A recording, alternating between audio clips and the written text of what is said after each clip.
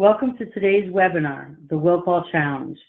On behalf of the Energy Engine, I'd like to thank the Connecticut Energy Marketers Association for sponsoring this webinar, and especially to David Chu, Vice President of CEMA, for his support in promoting educational initiatives to keep fuel dealers informed and prepared for the changes that are occurring in our industry and with fuel customers we all serve. This webinar is geared to take approximately 40 minutes, as we know that your time is valuable. Once we have completed, we will open it up to a short Q&A section, so please hold your questions until then, or you can simply type them in on the right side of your screen. If you take a look at the right side of your screen, there is a GoToMeeting panel. About 3/4 of the way down, there's a little gray area that's marked chat. Simply type your questions in there, and we'll address them either as we're going or at the end. No fear, we'll get to all the questions. Our co-presenters for today's webinar are Mark Stillman and John Vrabel. Mark Stillman is a co-founder of Energy Engine as well as president of Energy Edge Advisory Group, a consulting firm that provides services to technology vendors and dealers. Mark is a student of the energy industry who continually studies the changing dynamics of this exciting marketplace. Mark has a broad professional background with specialties in strategic planning, process optimization, and fuel hedging. John Vrabel is the president and co-founder of Energy Engine. As a career-long business development expert, John understands the necessity of focusing on the consumer to achieve sustainable business success. That discipline, along with his experience running energy businesses, has driven the design and ongoing development of the Energy Engine. As an early internet pioneer, first with electric and natural gas utilities, and then downstream fuels, John continues to push the technology to keep pace with today's consumers. Consequently, the work of the Energy Engine partners has resulted in more online fuel sales than anyone by far. Through these webinars, we all hope to shed a fresh perspective on the emerging challenges facing our industry, stimulate a meaningful dialogue, and sometimes even challenge the conventional thinking of our attendees. So Mark, on over to you. Adrian, thank you. It was a rather glamorous introduction for John and I. Thank you to everybody out on the phone for joining today. We appreciate your time. We'll try to give you a lot of good information in a short period. I'm visiting clients this week and doing a lot of talking, so hopefully my voice holds up. If you hear me clear in my throat, I do apologize for that. Again, a real quick shout out to David and the fine folks at Connecticut Energy Marketers for giving us our opportunity. We really enjoy the relationship we have with CEMA and appreciate what they're doing in the space, certainly in the state of Connecticut. As a native of Stonington, Connecticut, and an alum of UConn, they're always going to be my favorite state association. So the topic today is the Will Call Challenge, and we are talking about a topic that is by no means new to the fuel oil industry, whether it's heating oil or propane. But the flavor of Will Call and what it means to the industry and the challenges it's presenting to dealers is really evolving quickly and becoming it's almost at a critical mass where the sort of internet digital shopping craze and the online obsession and online engagement obsession of consumers is actually driving up the roster of will call customers. I always like to start off by saying that, well, first of all, I try not to promote our product. We try to make this more educationally based. But we are definitely seeing on our client base, and I do a lot of work in the industry and speaking and different associations and things like that, that there is a growing number of will call customers out there. The disclaimer is, while we're in the e-commerce business and we help dealers adjust to the demands of will call and COD, we are not promoters of will call and COD. We often get sort of accused, maybe not so much anymore, maybe accused is a strong word, of promoting the notion of will call and COD. We do not. We still are believers in this industry having a proud history of full service automatic delivery and a strong value add story in a commodity driven industry. We're just simply saying that the reality is it's there. It's been there, it's growing, it's changing. Dealers need help adjusting to this. And our goal is not to foster the growth of will call and COD. Our goal is to foster the ability of a dealer to serve it. And serving it will be essential to your success. It might sound like a counterintuitive statement to think that will call and serving the will call market will be essential to the success of a dealer. We'll talk in a minute about why that is the case in today's fuel industry. So simply what we're going to accomplish real quick is I'm going to do a little frame up for about 15 minutes or so, talking about the industry, talking about the dynamics of will call, talking about the forces changing the customer composition of the dealer community. And then I quickly want to get to John, who's the founder and CEO. The number one question we get when we're in a sales engagement or at a trade show is, what's happening in the real world? You know, Mark, I'm bought off on the will call story, and I'm bought off on the importance of e-commerce, and I know we have to, as an industry, change and go in that direction, but how are dealers doing with it? What is really happening? Are they really successful with online e-commerce businesses? And with, you know, dozens and dozens and dozens of dealers, from one truck operators to large MLPs, John and Adrian are able to compile a ton of data on this will call consumer, and I really want him to share that, but without context, it might not make sense. So we're going to talk about reducing the disruption of will call. We know that it's a disruptive part of your business. We know that especially when it gets cold, it's tough to manage. We want to talk about automation, that one of the ways to deal with will call and COD is automate it. Don't answer the phone. Don't worry about collecting checks in somebody's yard. Do it all in the automated environment. Yes, it is a price-sensitive market. We are holistically price-sensitive, meaning the full-service automatic side is seeing more price sensitivity, and certainly the will call and COD. How do you make money in a market that has consumer forces pushing the equilibrium prices down? And then again, what are the results in the real world? And John will share that. I typically start most of my presentations with the galaxy far, far away, which in our terms means 10 years ago, roughly. I think the important one here is the iPhone and the smartphone. The advent of always connected all the time, living on cell phone, doing everything and expecting to be able to do everything in our lives, from buying cars to shopping, to checking to see where our kids are on our phone. And ironically, you can't even really call it a phone anymore, because it's people hate the phone. It's more of a computer in your hand and a way to connect to the world without using your phone. I always find some irony in that. Amazon was selling books, had a really crummy coffee store in the back. Facebook was trying to compete with MySpace, and the millennials on the phone who will have no idea who MySpace is, and clearly it doesn't matter anymore. We went to the store. Remember those days? I'm in my early 50s, and I used to love going to the store and going to the mall. And the telephone was it. That's how we did business. And if we wanted to call our fuel company or our insurance company, or wanted to call and talk to somebody about a new car, you picked up the telephone. The concept of online engagement really was brand new just a decade ago. It's so weird to step back and think about 10 years and how much has changed. And some of those changes are really starting to make themselves known in the fuel industry. We were a little slow. Consumers seem to want to focus elsewhere. But suddenly in the last 4 or 5 years, consumers have definitely started to push those same pressures into the fuel business. I gave a presentation at EEE in Hershey this year. I was honored to take part in that. And I asked the crowd how many people hated will call, and almost ubiquitously the hands went up.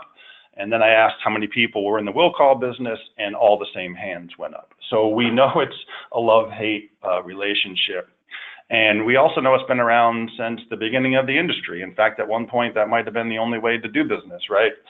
But we're talking about it because it is new. It is really changing, and dealers really kind of need to pay attention to those changes, to sort of bury your head in the sand and think that the will call problem is going to ebb, and that we can just stay focused on full service automatic. I think is a strategic risk for the dealer community. The digital transformation, I don't use the word revolution anymore. The revolution's over. It has been won. Everybody's transformed. Our lives have transformed, but it's also created a new fuel customer. And you probably don't recognize them. We have this term internally at the engine called the customer you don't know. Many dealers are talking to us about this. There seems to be this hybridization that there's not really two buckets anymore. It's not just full service automatic and then will call. There's some middle ground that the consumer has seemed to want to float to. And that's because consumers in every industry, we are not special. Every industry is struggling to sort of deal with a customer that they don't know. Try being in the car business these days. And the consumers are creating their own categories. If you tell them that they have two buckets, they say, hell no, I don't want to be in one or two buckets. I want 10 buckets. And everywhere else I go, I get 10 buckets. So don't tell me I have two buckets. And this is because these other experiences are driving their behavior. It's not our industry. It's not a state association. It's not advocacy from NORA. It's not your competitors. Your customers are judging you by their experience in other places.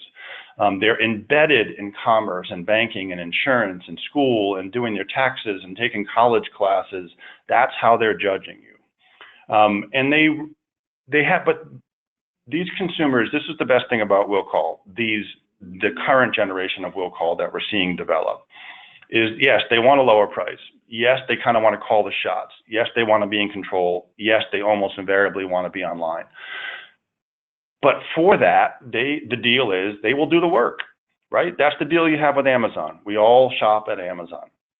And we like the low prices. But really what we're saying is we'll do all the work for you, Amazon. We'll do everything. All you have to do is ship this thing to us. And we'll do the rest of it. And I think that's what's happening in our industry, is that all these experiences, all these expectations that are being set outside of the fuel industry are bleeding in, and that is what's driving this increase in will call and COD. It's a consumer that is self-determined, wanting to be self-determined in our industry as well. This slide probably is a little gratuitous, but I find it a fascinating thing. I went to a presentation in the last year and a half or so, and somebody that I work with quite a bit and respect a lot, who shall remain nameless, said in an absurd fashion, until Amazon can deliver fuel in the mail, I'm not worried about the internet. I don't know if anybody could be more off the mark than that person. There's nothing special about our industry. I don't want to break the news to you. It's not super intimate. It's not super community. That stuff sounded good 20, 25 years ago. The world is disconnected. People don't appreciate that intimacy anymore. Even people in my generation don't appreciate that intimacy anymore. If you feel like somehow we're inoculated from these forces, I really think you're making a big mistake. Customers are customers. They don't like being told what to do. They don't like to being told how to do it. Sort of e-commerce has changed everything. And the last part here is another presentation I saw in the last couple of years, talked about how we strive to be the last milkman. I don't know if that's any less absurd than thinking that we're inoculated from the internet. And I am not here to criticize the dealer community. I have been in this industry for 25 years. I wasn't born and raised. I will retire in this industry, and I have a great affinity and empathy for dealers and the challenges they face. But what you can't do is buy off on propaganda. We don't want to be the last milkmen. Consumers don't even know who milkmen are. And when they think of milkmen, they think of an extinct species, and we don't want to be that. So there's a lot about labels. As I dig into a little bit here about the will call changes in the industry, I think we just replaced the word will call with self-service. The world we live in is defined by self-service. And I think will call is a dated term. It's like mail order is a dated term. Amazon is in the mail order business, but nobody wants to call it mail order because mail order provokes negative images for consumers. So let's just, for the next 10 minutes, think of will call as self-service. So why is it that we're talking about this and trying to get dealers to consider an alternate perspective? It's because will call and COD are changed. If I say the word will call or COD to the people on the phone who are dealers, it's going to provoke images of 420 FICO scores and drivers waiting at the gate with nobody home, or there's a pit bull at the gate wanting to kill your driver, and that's who will call and COD customers. They want 50 gallons in the middle of the night because they ran their tank out. And no doubt there's some of those people out there. But there's more and more and more people in will call and COD, and we have this validated by dealers every day who are really just mainstream fuel customers. They're regular everyday people, and there's way too many of them. There's really no hard data, but we've done a lot of work with customers, with dealers, with other vendors in the space, and looking at the composite of will call and automatic. By all accounts, depending on the market that you're in, the total consumption of oil, not your customer base, the total consumption of heating oil is anywhere from 20% to 50+% will call. It's much higher in places like Maine, pockets of Connecticut where you folks are. Some of you, I made this mistake yesterday and realized that there were some people from Massachusetts on the phone, so my apologies if there are today. In pockets of New York, certainly Long Island, it's huge. And at 30, 40, 50, pick the number %, you can't ignore that. No business can say, I'm just going to ignore half the market, especially in our industry when there's not exactly a lot of new heating oil customers coming in. This industry has stabilized somewhere around 4 billion gallons of consumption. If anybody's not in the know, that used to be 10 billion in the late 90s. So it's an erosion, it's stabilized, and that's good. And it's good for the dealer community that is stabilized. But make no mistake, we just can't ignore big parts of the base because we're value judging them. Low-end relationships are cool. We talked about this. This is the whole Amazon thing, that customers are fine with a low-end relationship. The problem for dealers is that we're in the premium relationship business. And suddenly we're in a world where people don't care about premium relationships, or some large segment of consumers don't care about high-end relationships. The demographics have changed. This is, will call and COD are school teachers and firefighters and police officers and nurses and lawyers and doctors and everybody in between. The best example I use is I live in the mountains of central New Hampshire. We click off a lot of degree days up there. My neighbor and I both have nice houses near Mount Sunapee, and I have a local independent company whose name you would recognize, and I am a dyed-in-the-wool automatic full-service customer. So it might sound ironic talking about will call in our business, but I buy everything they're selling. Automatic, I have price protection, I have a service plan, I travel a lot, I don't want to worry. I have propane and heating oil at my house for different uses. My neighbors are retired pediatricians from Boston, same setup that I have, very similar home, and they make a sport out of will call and COD. They use the same provider, but they love going online, meaning not my provider. They use the same provider over and over, but they love going online. They like the cheap price. They have a guy in town who's a plumber who does their service work for them. That is not a typical will call and COD customer. He likes to come over and have a glass of wine and tease me about the fact that I'm old fashioned and why would you want somebody calling the shots for you? And I try to wax poetic about full service. So demographics have changed. The other thing that's changed is that these customers are immensely loyal. John's going to talk about this. The concept of a one delivery wonder in will call and COD is also a little outdated. In some markets, our customers are seeing the loyalty rates of will call customers online very close to the loyalty rates of their full service customers. So changes, more of them, changing their behaviors, actually acting more loyal and being a little more friendly to their dealers in terms of that. But listen, I worked on the operations side for Hop Energy and Suburban for a period in my career because I wanted to understand how this industry worked. Will call is disruptive. Will call gives you headaches. I went through it too. I'm not going to sit here and deny that that has changed. So what do you do if you have a market that has been there for a while, that's evolving and growing, and more importantly, becoming a little more mainstream, just regular fuel customers?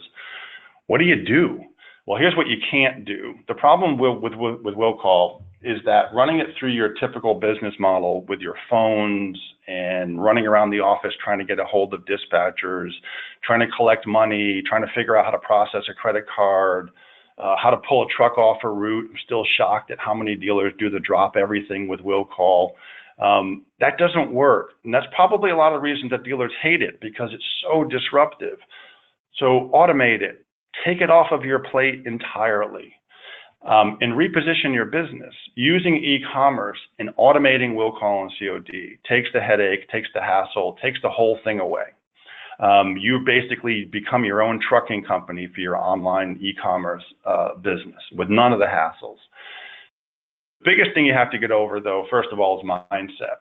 Going after proactively the will call and COD market is almost heretical in this industry for some people.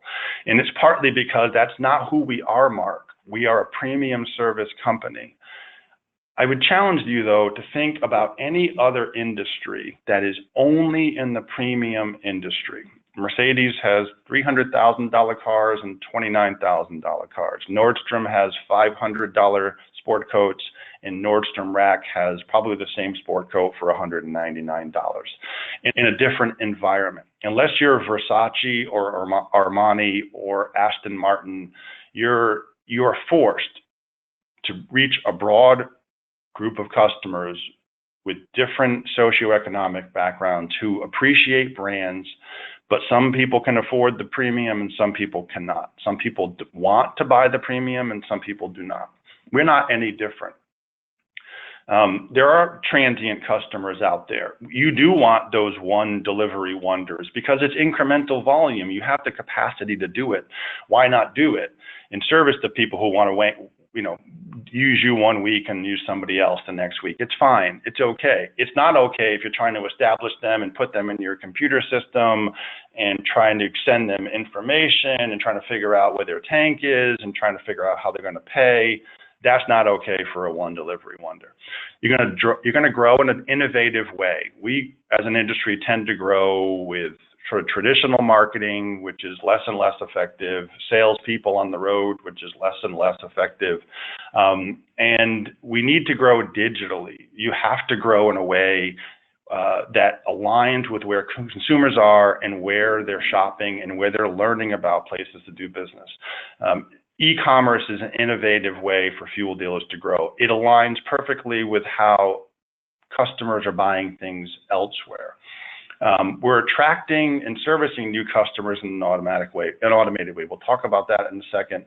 And reducing the fulfillment cost. John's going to go through this, but if you take a customer from the minute they know you to the minute they become a loyal customer, that entire journey, and you automate it, then all the costs of that journey are taken out. And that's really the power of e-commerce. That's why there's so many people getting into e-commerce in every industry. It's really because it's the least expensive way to fulfill customer expectations and take them on the journey with you. The real big thing about e-commerce, though, is the holy grail, right? We've always, in this industry, have tried, it's not really been successful, to have a touchless order-to-cash process. That does not mean that a customer can order fuel on a portal that they're already established with you. It does not mean that the customer is going to pay their bill on a portal. That's not a touchless full journey. That's just a little piece of it. Portals are awesome. Almost all of our customers have a portal, whether it's Deswin or MPX or Silverline or whoever, Prime Media, whoever else, and they use our e-commerce system. It's a very different customer. Portals are good for full service and established business. They're not so great. And the reason that they're not so great for a touchless order-to-cash process is there's no embedded communication. So engagement tools, as a term you really should learn, it's what consumers want. When they go to your site and e-commerce, they want to be thanked for visiting. They want to get a price quote. And if they don't order, they want to be reminded that I didn't order. And maybe here's 5 cents off a gallon if you order within the next 24 hours. Thank you for your order. Your delivery will be there on Tuesday. Thank you for having a delivery made. Your payment was $574. It's been 20 days. Would you like to order again? That stuff is what e-commerce is. That's what a shopping cart and a portal is not. And it's important to draw that distinction. Consumers don't want to just input data. They want to be communicated with and they want relationships built. We're driving down costs. You can push your regular will call and COD customers to your online site, take those folks off the phone. We have some dealers who have been immensely successful converting their customers from phone-based will call to e-commerce-based will call. Look, acquisition costs are low. If you look at Gray or anybody else who's doing customer acquisition costs, full service customers, around $500 to $700, depending on where you are, with all sales and incentives. And if you're in a market in Connecticut, unfortunately, where you have the big, we don't need to name who they are out there, giving everything away on the front end and then killing the customers on the back end, your acquisition costs are really high at $500 to $700. And if you look at the way acquisitions are happening, ironically these days, they're happening about at the same number. So that's a really expensive customer. And if you look at Nora research, 47, I think, % of those customers will leave you in 18 months. And in Connecticut, with the degree days, if you're even at a $500, even at a $400 acquisition cost, it might be hard to make that money back in 18 months, and you're just turning over gallons for a little while, putting a lot of work in for a lot of nothing. On the e-commerce side, those customers are costing you anywhere from $65 to $90, so it's a very, very small fraction, and with strong loyalty, then it makes more sense economically. The last part here, real quick, is a myth that if I spin up my e-commerce business, Mark, and I actively pursue will call, then I'm going to lose all my full service customers. If your customers are that vulnerable, then you have a problem. And if you don't think that they could call 10 people tomorrow and get cheap oil, they could. They're not that vulnerable. And if you did lose one, wouldn't you rather lose it to yourself? We see the opposite. We encourage our e-commerce customers to cross-sell full service whenever possible. And we see growth of full service. The opposite happens. The myth is we erode full service. The truth is we build full service at sometimes rates of 3 or 4% annually. Price discounts require automation. This is kind of a duh moment, right? We know that will call orders are the second most expensive calls that you take. If you're going to be in the discount business, you can't be taking very expensive, laborious phone calls. The only more expensive phone call that you take is a budget and a price cap, which is well in excess of $10 a call. You're waiting for money. It's even more expensive. If a driver's carrying cash, I'm still surprised at how many delivery trucks are out there masquerading as Brinks trucks. That's just ridiculous and unsafe in today's world. Customers can help themselves. All you have to do is deliver the fuel. And I call it CBD, not the CBD oil everybody seems to want to buy, but cash before delivery. You're getting paid with e-commerce before your truck leaves the yard. That money is in your bank account before the truck goes. One last comment before I turn it over to John here. This is also probably a bit gratuitous and maybe more editorial, but it's something that we're very, very strongly opposed to. There's a lot of aggregation sites in the industry. I don't want to name them, but it's somewhere along the flavor of superdiscountoil.com. They're handling all the customer engagements and essentially turning dealers into truckers, which is fine because it does build incremental volume. What's not fine is that they're racing to the bottom. The prices that they have are so low, the margins are so low, that dealers are being asked to deliver fuel at 20, 25 cents over. Nobody can make money doing that. So we're asking you to consider an alternative. Those sites are simply proving that consumers do want an online experience with their fuel purchases, but you do it. The dealer should do it. Don't lose control of that customer. Don't lose the equity of that customer and the value of that customer. Your brand, your rules, you control it. And you're kind of beating them at their own game. I am stunned at how low these aggregation sites are going with margins, and it's really detrimental to your financial health.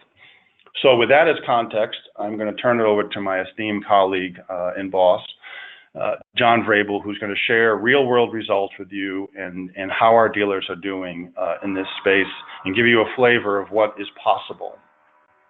So without further ado, as John attempts to get his screen running here, we'll flip it over to him. All right. Unless John needs me to tap dance some more. I'm only getting part of your screen, John. Are you getting the whole thing now? No, you must have. Can you maximize it? Yeah. Maybe I'm the only one. I see it full screen. Okay, fine. Sorry. All right, everyone. Thanks you, John. Off to you, my friend. All right. Hey, thanks, Mark. Hey, for a guy who's just wrapping up an entire week on a client site, a tip of the hat to you for the strong voice. You obviously get better as the week goes on. So you are on your game. Thanks so much for the setup. And good morning, everyone. And like Mark said, thanks for joining us. Thanks, certainly to David and all the folks at CEMA, and for all the members that are on the call today, as well as the invitations that went out at David Chu's request to folks in Massachusetts and Rhode Island as well, inviting you to attend this webinar. So glad to have you with us this morning. So as Mark set up, it's nice to talk about the changing consumer, and Mark does an exceptional job kind of framing how that customer that's buying from us today is different from the customer of 10 years ago, certainly 20 years ago, and it's going to continue to change as the marketplace continues to change. It's fact.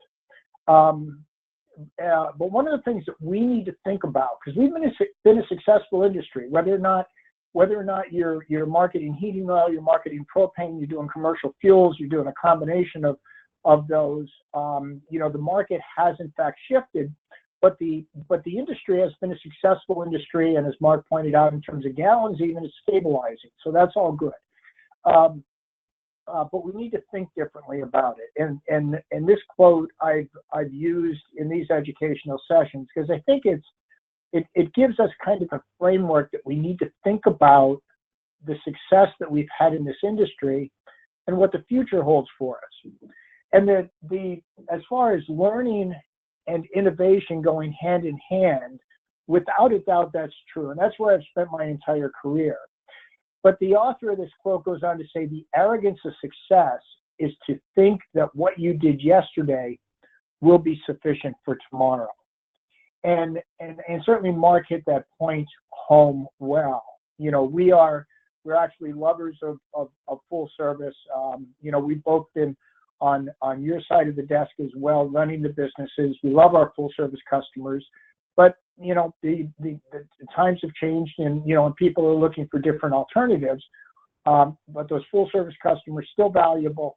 And like Mark pointed out, we actually use and encourage and guide our clients in terms of how to use the power of the e-commerce to actually help the full service side as well. So full service is good, but we need to recognize this other part of the industry. So with that, I'm going to get into real world results. One of the things that we also provide to the industry at a high level, to our clients at a very detailed level, are key metrics in e-commerce. And we analyze these key metrics. We've been doing it for years. We maintain a database from year to year. We share those with our clients at a very detailed level following the end of every heating season. And then on educational webinars, sessions, speaking engagements, and so forth, we also share some top-line data with the audience, which we're going to do, with you as well. This is a very complete database. It's an aggregation, actually, of our entire client network. So as that client network has grown, this data becomes very, very reliable. So with that said, we're really going to talk about three different measures of success this morning. We're going to talk about customers, we're going to talk about gallons, and we're going to talk about profitability. And I'm going to jump right into those. So looking at customers, and you heard Mark talk about e-commerce customers, but one of the interesting things that happened is we saw our clients, after they were on the engine for maybe 3 or 4 or 5 years, and they're kind of getting into the swing of things, a number of them actually started using customers gained each year as a key metric or a key objective for their particular business, because they were able to acquire so many customers, and as you heard Mark say, acquire them at a cost of customer acquisition at less than 25% of what we're accustomed to acquiring a customer at in this industry. But we saw our clients acquiring customers by the hundreds or also the thousands year after year. So some of those numbers that are there, I'll explain them to you. They're just there because my memory isn't good enough to keep all of these numbers on the tip of my tongue for all the metrics that we look at. That 326, though, that was the average number of customers that were acquired by our network last heating season. So that's a 6-month number. You convert that number to the other 26% of the volume and the 26% of the activity that occurs during the other 6 months of the year, and you get close to 500. If you actually look at our clients that have been using e-commerce for 3 years or more, that number goes up to about 550 new customers this past year. The BP there is best practices, because we also break our client base into the top 10% performers for each one of the key metrics that we look at. And those best practices see customer acquisition. That 1272 is the 12-month number for new customers being added to a business. I have to tell you, if anyone was going to tell me when we first launched the Energy Engine, now about 10 years ago, that our clients would be acquiring consistently year after year better than 1,000 new customers, I would have smiled and wished them the best, but in my heart I would have been saying, I'm not sure that that's really possible. But I was gladly proven wrong, and we're seeing those customers, we're seeing those clients acquire those customers at those rates. And as they get good at it, these darn managers are, up their game. They say, hey, I did 1,200 last year. I want to do 1,200 or 1,300. Or we have one client that does 50 or sets his goal. His current goal is at 1,500 new customers. So it can in fact be done. Those are big numbers. But those customers, and Mark also mentioned one order wonders. A number of years ago, we started measuring customer loyalty because our clients were saying to us, hey, we're seeing these same customers come back, over and over again. Your dispatchers or whoever's watching them say, yeah, we delivered to this customer before. You guys know, the deliveries that you're making and so forth. So we started tracking loyalty rates and pulling that data out of the databases. And and Mark's right. We're seeing our clients accomplish numbers that are approaching equivalency with full service loyalty, and that's pretty darn exciting. So the loyalty rates that are there, or the overall network is 63%, best practices group 72%. I have a note there also on propane, because if you look at our propane only clients, loyalty rates for propane customers or for e-commerce customers buying propane online, it's actually is actually a little bit stronger than heating oil, which is kind of interesting. So all good there. But the other part of loyalty is, like Mark said, the one order wonder. We used to think about this as the generalization of that we'll call COD customer. They every time they're placing an order, they'd look around to see who had the lowest price, and I'd get an order if I had the lowest price that particular day, but I wouldn't get that customer's order again, maybe until a year from now or maybe longer. That is not true about e-commerce. So the other part of this is this customer loyalty is what percentage of consumption are you acquiring from that particular customer? Overall network, 76% of the volume. They're buying from the same company each year. In the best practices group, that percentage goes up to 92%. Now that, even with your full service customers, every once in a while they cheat a delivery in, from someone else. So that's a very, very compelling number. Also realizing that given the growth that's occurring with e-commerce, so we have these businesses that are growing, they're bringing new customers in 12 months out of the year, so they don't even have the opportunity to capture 100% of that customer's consumption, because that customer may have become a new customer for them in December or January or even February. So 76% overall, 92%. And the other thing that we're seeing about these loyalty rates is we're seeing increases year after year, as everybody just gets better at doing this. So very, very strong numbers in terms of customers.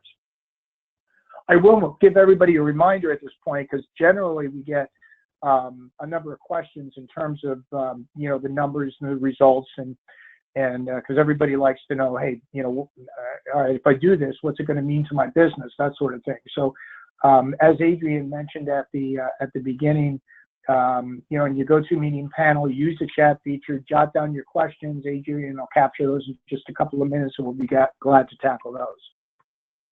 So let's turn our attention to gallons. I have the graph over at the left, and this is actually broken down by how long somebody is using e-commerce and how quickly the gallons grow. So you can see in the first year, somebody's doing it for the first season, and maybe they start in September, maybe they start in December. It's a relatively small number of gallons for sure.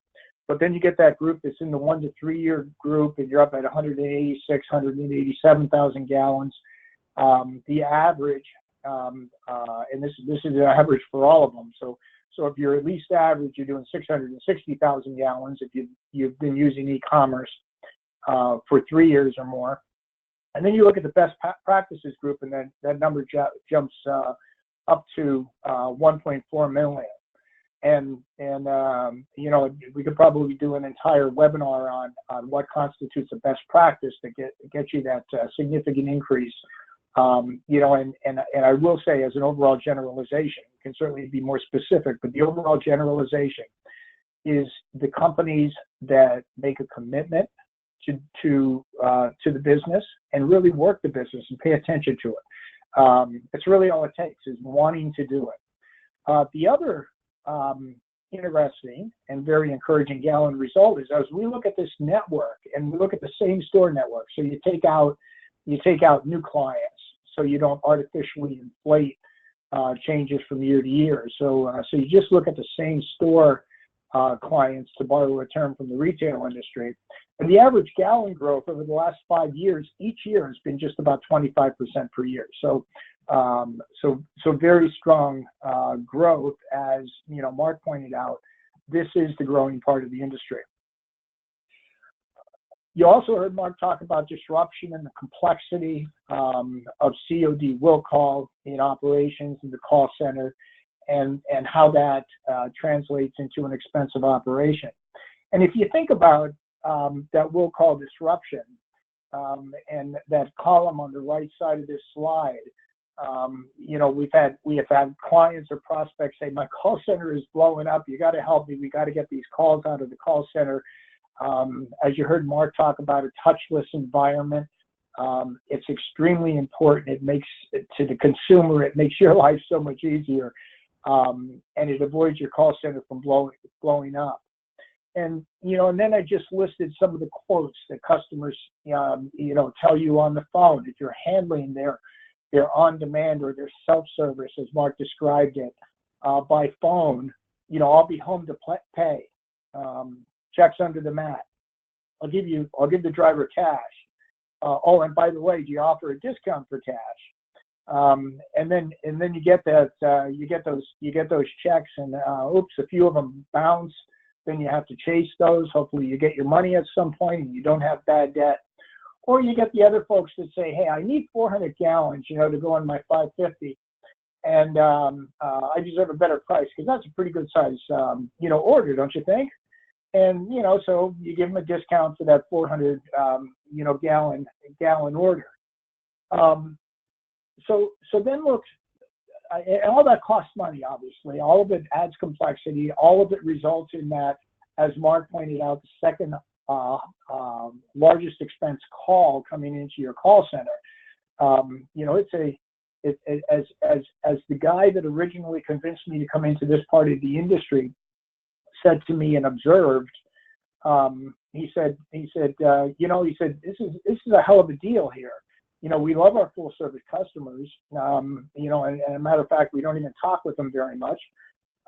We don't send them information very often, other than to send out our price protection plans to them once a year, sort of thing. Other than that, all we do is leave a piece of paper when we make the delivery asking them to send us money.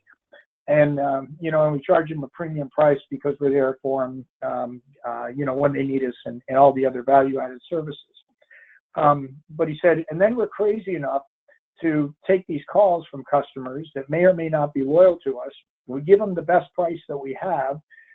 Then they tell us they're almost out of oil, so we have to jump to be able to get out there quickly. How insane is this?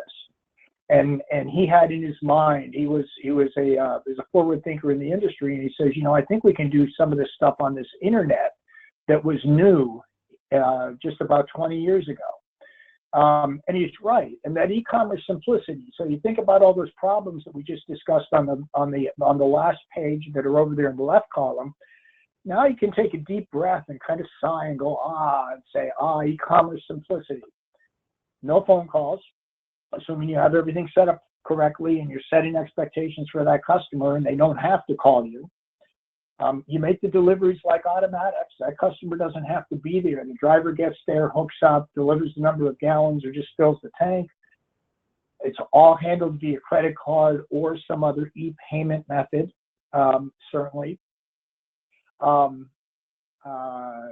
driver winds up making more deliveries, or has the ability to make more deliveries per day, because the deliveries are made quicker. Typically, it's about 2 additional deliveries on the route per day by doing it this way. Cash, I think Mark mentioned that the Energy Engine, actually, we will allow clients to accept cash even within this e-commerce environment, because there are a couple of pockets in the Northeast where they still feel that they need to do that, although they admittedly would like to get away from it, because cash does cost you more money to handle, as odd as that sounds. And that has also been proven, not by us, but by the people that know a whole lot more about payment processing than we do. Certainly one of the things in e-commerce is you have no bad debt. Mark also talked about CBD, cash before delivery. If you're on the finance side of the business, there's actually a positive float, in this business. You're getting your money before you have to pay your supplier for the fuel. And tiered pricing is simple. So that customer that said that they needed 400 gallons, you got out there, maybe they only could take 150 gallons. Meanwhile, you gave them a discounted price. Sometimes it's hard to go back to that customer and say, hey, you owe us more for that. In the e-commerce world, tiered pricing is expected. It's easy to implement. The customer knows exactly what the rules are when they place their order. They know what's going to happen. If they actually take fewer gallons than they say that they're going to take, they may slip into a higher pricing bracket because it's a lower volume. Matter of fact, if they don't take a minimum quantity, whatever you set, maybe it's, maybe you have maybe you need to have 100-gallon minimum order, but they order 100 gallons, but they don't take at least 75. You can add a minimum delivery fee to that. All of that is possible in terms of the technology designed specifically for the unique needs of this industry, all of which makes e-commerce much simpler for you to operate compared to handling these by phone. But probably the most fun part of this is that real-world results also deliver margin increases of between 10 to 12 cents per gallon. In some cases, if you have above industry average operating costs, your savings will actually be more than that. So e-commerce significantly reduces those order fulfillment costs around everything that you need to get that delivery to the customer, payment handled, and so forth. Certainly reduce customer care. We talked about automated payment processing. There's nobody in your back office keying a credit card into a machine. Certainly aren't any errors being made. That credit card, that payment, that credit card is good before you ever see an e-commerce order. That credit card isn't good, there's not a problem, that order doesn't go through. You're not making redeliveries because the customer wasn't there to pay or they forgot to put the check out. You're not getting bad checks because you're not taking them in the first place, or you don't have any bad debt. And if you're extending credit to will call customers, I'm surprised how many clients or companies continue to do that today. If you're doing that, you have more risk in terms of bad debt.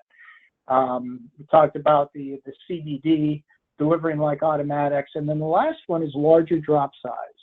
And this is something I didn't anticipate when we first started doing e-commerce, but the facts are that average drop size in the e-commerce world is better than 180.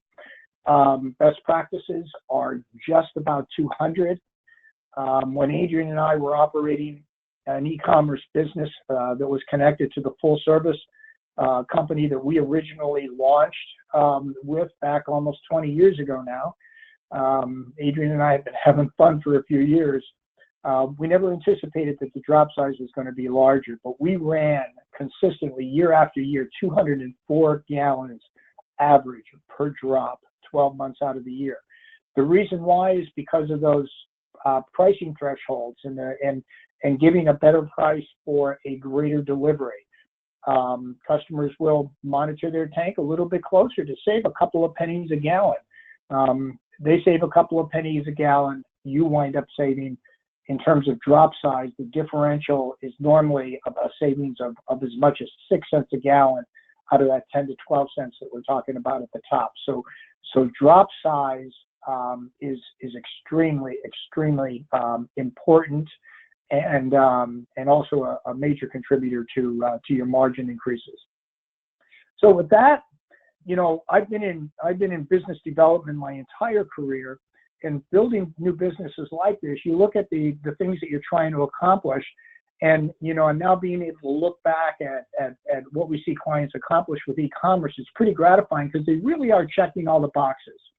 They're adding new customers, they're adding customers that are loyal, they're adding new gallons as a result of those new customers. They're seeing growth year after year because they're continuing to attract more customers. Their operations are much simpler. You have much less disruption, much more chaotic scenes, you know, in operations, in call centers, even when the temperature gets, you know, down to below average for 3 days, 4 days, 5 days, 10 days, still a much less chaotic situation than if you were answering phones. And the icing on the cake is you also add margin. Mark talked about don't race to the bottom. We strongly encourage that. It's not necessary. You do have to have a competitive price, but even if you were giving up, say, 2 cents a gallon compared to if that customer was calling on the phone, you're still making 10 to 12, so you are dollars ahead at the end of the day. So with that, I'm going to turn it back to Adrian in just a second. But you know, we've been doing this for a while. We also act as essentially consultants or guides, you know, to our clients and sharing all of the information such as we've shared on this webinar, plus a whole lot more, in order to have our clients be successful. But if you have any questions, comments, you want to reach out to any one of us privately, our contact information is there. Feel free to do it. And with that, Adrian, I'm going to turn it back to you to see if we have any questions. Okay, we do have a couple. I do want to remind everyone that questions are very easily done. Simply put your question right into the chat feature, and we'll take care of it from there. Question 1. We take COD orders and payments on our website. It works fine. Why is the engine better? Okay, all right, good question. It sounds like maybe that came in. Mark talked a little bit about portals. You know, whether it's a you know, a Destwin or a Primedia or Silverline or MPX. You know, portals can in fact take orders, but they do not provide an e-commerce environment. So there's not that two-way communication. If you remember, Mark went through and he talked about you know, going back, and maybe you have a customer that comes to your website and they take a look at buying from you. They kind of check you out. Maybe they look at the price and so forth, and then they leave. In an e-commerce environment, though, you would go back and you would thank those people for visiting and you know, encourage them to place an order. When they do the order, you need to send them an order confirmation because they expect that to happen. Very importantly, critically important. You need to let them know when that delivery is going to be there. All right. So when you schedule that delivery, communications goes back to that customer and says, hey, we're going to be out there to deliver. Think Amazon. Amazon is the granddad of e-commerce, and we look to them because they really lead the innovation in the industry for the most part. And and there's a lot to be learned there, and people expect to be treated in the same way. So that two-way communications does not occur in a portal. We regularly do conversions, customer conversions, who have tried to do e-commerce and serve this self-service customer, the COD will call customer using a portal, and when we do the conversions, we find that they've had 100, they've had 130, they had 150, maybe 200 customers that they were serving, not realizing that there was a whole lot more out there in the market, as was evidenced by the kind of customer acquisition numbers that our clients achieve by using an e-commerce platform that knows the customer, is interactive with that customer, is helpful to that customer, and can encourage and can communicate your message to the customer, where a portal cannot do that. Okay. Next question is, and John, you and Mark both kind of touched on this, but I think a little bit more detail may be needed. What do you say to make a COD customer go full service?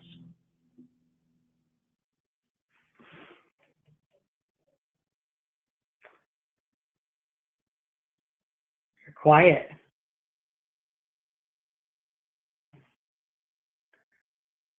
John, are you there?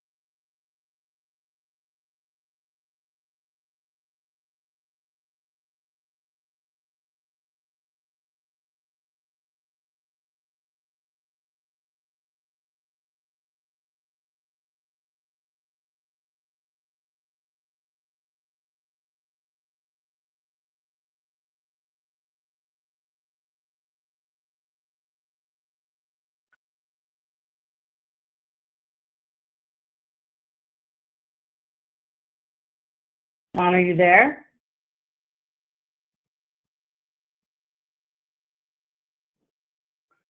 Okay, I guess we're having some audio issues. I'm not sure if you can hear me. If you can, maybe someone can just mark in the chat feature that you can. And we do have some questions lining up, so I hope we can get John back in.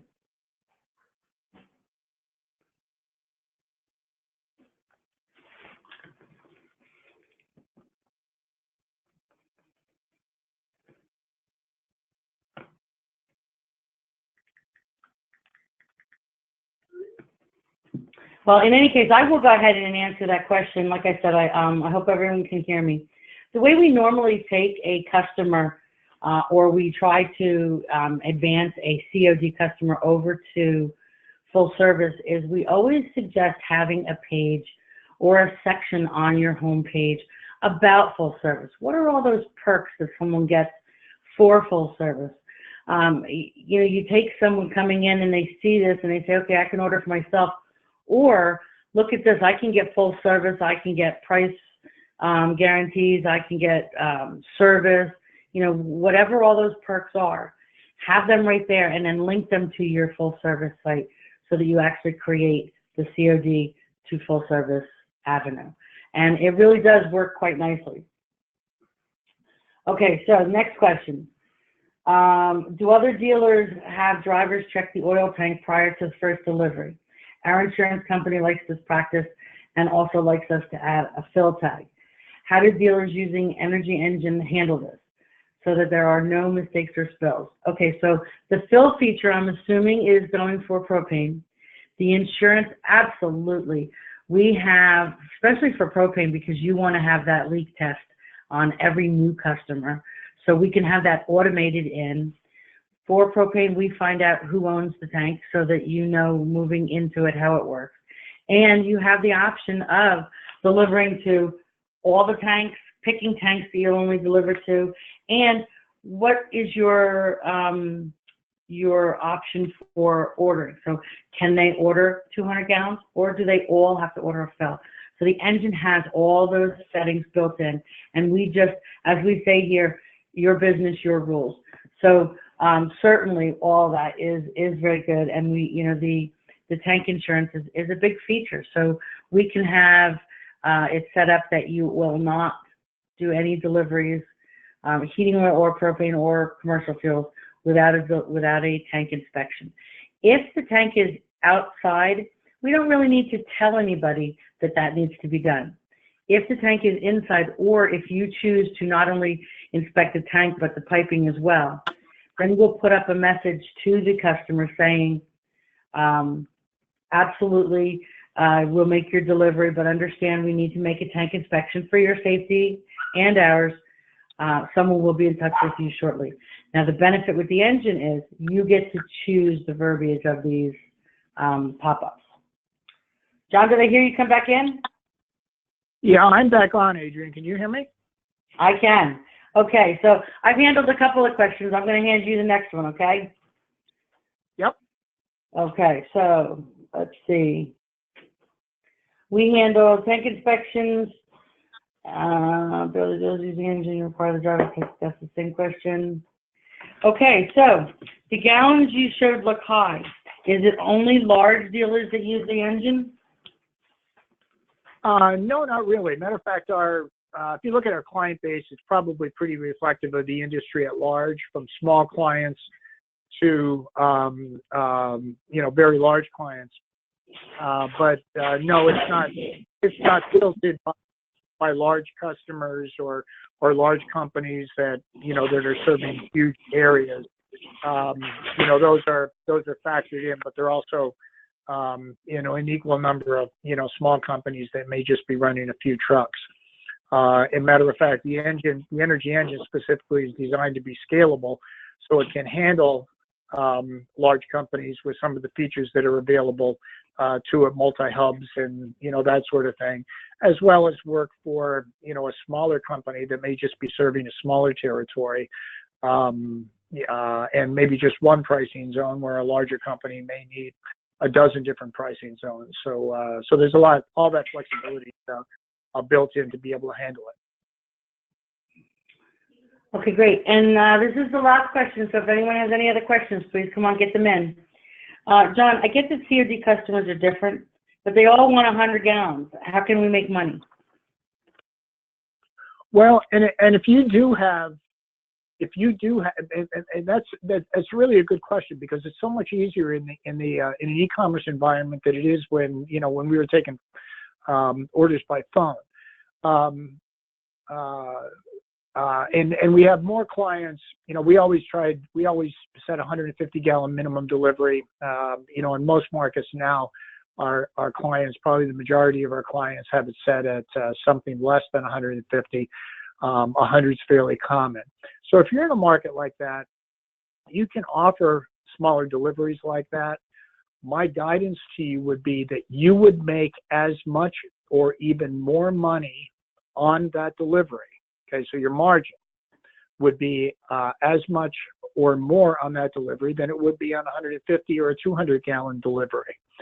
And it's very easy to do, in an e-commerce environment where you have the pricing flexibility and capability to be able to charge more when your driver is pumping off 100 gallons. In today's market, I'm not sure. I have to do the math to see what that is, but it might be, it might be $3.59, $3.79 a gallon for you to take that truck and make that stop. Because if you look at it, your cost of delivery is approximately the same, whether or not you're delivering 100 gallons or you're delivering 300 gallons or 400 gallons.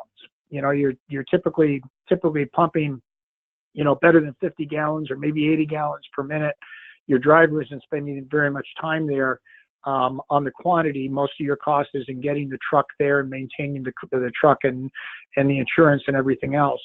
So getting that greater delivery is there. You need to be compensated if you're going to do that for a small delivery. You do that in price. And the customer knows it. They know it up front. There's no discussion about it. If they want to get 100 gallons, that's fine. But they'll also see that they can save quite a bit of money if they order 150 or they order 200 gallons. So you can actually, I would say, based upon our experience, you can be more profitable with a customer that wants 100 gallons in an e-commerce environment than you can by handling that customer by phone.